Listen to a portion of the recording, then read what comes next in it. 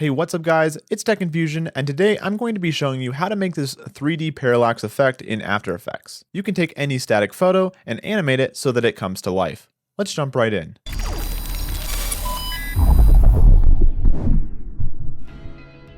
Alright, so this is mostly an effect achieved in After Effects, but we do need to do a little bit of prep work in Photoshop first. If you don't have Photoshop, you can use any other photo editor that works with layers. Alright, let's first open up the file you want to apply this effect to in Photoshop, and then let's just grab our quick selection tool from the sidebar here.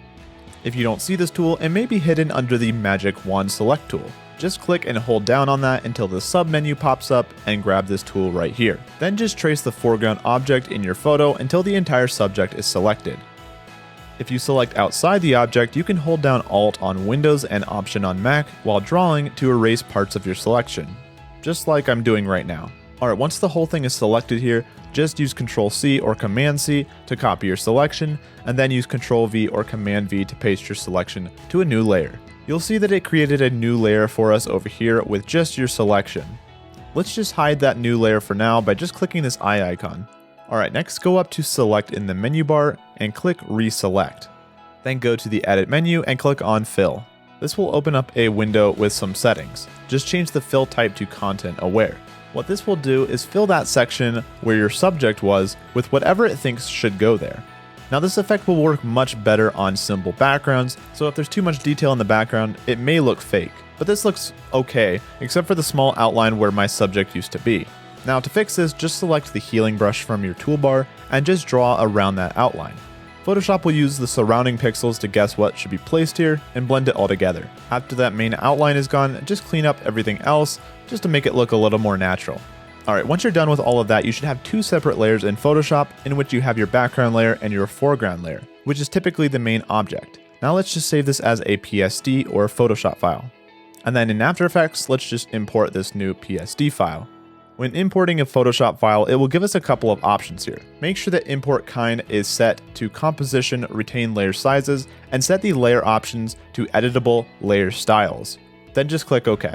This will create a new composition for us with each Photoshop layer as a different layer in After Effects. Now let's just open up this new composition it created for us. So we'll see our two layers over here in our timeline panel. Just right click on an empty space in this panel and select New and click on Camera. Then just click OK to create the camera. Next, let's create a null object. Again, just right click on the timeline panel and click on New, Null Object.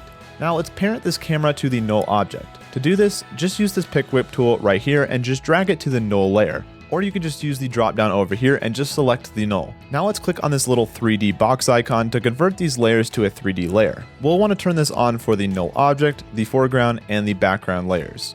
Alright, now let's open up the properties for our background layer, and what we're going to do here is position this background so that it lives a little bit further away in 3D space than our statue. Instead of just two parameters here on position, you'll see that we have three. This third parameter will allow us to control the Z position, which is basically forward and backwards. Now before I begin adjusting this, I'm just going to come up here under my preview window, and where it says active camera, I'm going to change my view to custom view 1. This is the default custom view, so yours should look very similar to mine. Now as I adjust this background layer's Z position value, you'll see that the actual background layer separates from the statue. So let's just push this way back, and here we're basically simulating a 3D world where the sky would be way behind the statue. Alright, so now that it's positioned correctly, let's go back to the active camera view, and you'll see that our background layer is not filling the entire frame. That is because we pushed it so far back. So let's just go to the scale options for our background layer and scale it all the way up until it goes a little bit past the frame. That way when we move the camera, it won't ever show the black background behind it. Alright, perfect. Now let's go up to the null object, drop down the properties, and with our playhead at the beginning of the timeline, I'm just going to create two keyframes, one for position and one for scale. Then let's go about 5 to 10 seconds forward on the timeline and move the null object to the right. What this will do is basically pan the camera to the right because the camera has been parented to the null object. Then let's also scale down the null object just a bit, and what this is doing is basically moving the camera forward. Alright, now let's just easy ease these two end keyframes here on our null layer, select them and press F9 on your keyboard. And now let's watch it back. You'll see that we're getting a natural parallax feeling that you'd get if you were going to film this in real life. This is due to the fact that we used the camera in After Effects and placed our two layers on two separate planes, so we'll get that natural movement where the foreground moves faster than the background. From here, you can do a couple of things to make it look even better. For these 3D parallax effects, I usually have some particles I can overlay on top to give the whole thing some natural movement. So if you have something similar to these particles, which there's a ton of these you can download for free from YouTube, just drag this particle clip over your Photoshop layers, and here I'll enable 3D for this layer so we can push it behind the statue, but keep it in front of the sky. Then just click on this button down here that says toggle switches and modes, and what this will do is allow you to change the blend mode to screen. Then I'm just going to open the parameters for this layer, and using position, I'll adjust the Z value until it goes behind the statue, and then I'll scale it up and position it correctly. With these parallax effects, it always helps to find other elements to overlay with your main foreground to keep it interesting. In my case, I'm just going to use this American flag here. Remember to set the layer to 3D, change the blend mode to overlay, and then I'm going to adjust the opacity to make it a little bit more subtle. Then I'll just open up position here and place it in the corner and then rotate it a little bit too. Now when I play back my composition, you'll see that these overlay items really help make the parallax effect feel more believable and real.